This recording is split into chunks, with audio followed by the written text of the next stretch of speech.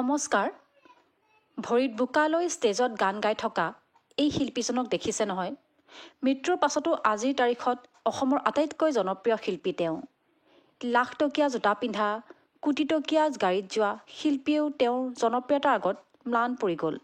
তেওঁ হৈছে ৰাজীৱ শদিয়া অখিল গগৈৰ এই ফেচবুক পোষ্টে মোক ভাবুক কৰি তুলিলে সেয়ে আপোনালোকৰ আগত এই কথাখিনি উপস্থাপন কৰিলোঁ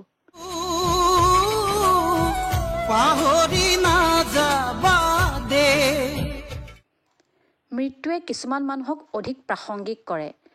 অধিক আপোন কৰে অধিক জনপ্ৰিয় কৰে অমৰ কেনে মৃত্যুৱে যাৰ জীৱন জনগণৰ প্ৰতি সমৰ্পিত যি মানুহৰ বাবে কাম কৰে বিশেষকৈ তেওঁ যদি শিল্পী হয় মোৰ ভাই জনতাৰ শিল্পী ৰাজীৱ শদিয়া তেনে এজন মহান ব্যক্তি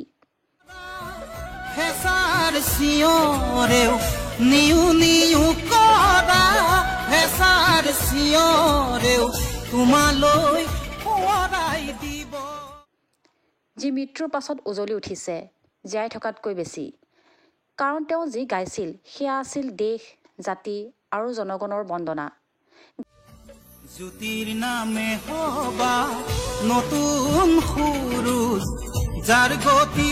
পৰিধি নাই বাধাৰ প্ৰাচীৰ ভাঙি হতৰূপ বধিবা জননীক ৰাখিবা জীয়াই গাইছিল আত্মোৎসৰ্গিতভাৱে গাইছিল লাভ লোকচানৰ হিচাপ নকৰাকৈ গাইছিল দেশৰ জনতাক জাতিৰ বিপদৰ সময়ত একেলগ কৰিবলৈ তাৰ বাবে তেওঁ কষ্টকৰ জীৱনকো আদৰি লৈছিল সচৰাচৰ অহংকাৰী মদগৰ্বী ময়ে সকলো কৰিছোঁ বুলি ভবা শিল্পীৰ দৰে তেওঁ নাছিল আজি সেইবাবেই জনতাৰ শিল্পীজনক দিছে বিশেষ মৰ্যাদা দিছে আত্মিক মৰম আৰু শ্ৰদ্ধা মানুহ উত্তেজিত আৰু উন্মুখ হৈ পৰিছে প্ৰিয় শিল্পীজনক শেষ বিদায় দিবলৈ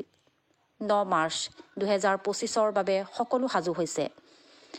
এক বিৰল দৃশ্য পাল পাতি ৰাইজে কাম কৰিছে মহিলাসকলে চাউল বাচিছে অথবা তামোল গুচাইছে পাণ জাপিছে পুৰুষসকলে খৰি কাঠ কাটিছে অথবা ৰভা সাজিছে গোটেই শদিয়াখন উবুৰি খাই পৰিছে সকলোৰে মৰমৰ সকলোৰে আদৰৰ সকলোৰে হৃদয়ৰ জনতাৰ শিল্পী ৰাজীৱ শদিয়াৰ ৰাজহুৱা আদ্যশ্ৰাদ্ধৰ বাবে মানুহ উবুৰি খাই পৰিছে মই 9 মাৰ্চত জনতাৰ শিল্পী ভাই ৰাজীৱ শদিয়াৰ ৰাজহুৱা আদ্যশ্ৰাদ্ধত উপস্থিত থাকিম আৰু আপুনি বাধাৰ প্ৰাচীৰ ভাঙি হতৰূপ বধিবা জননীক ৰাখিবা জীয়াই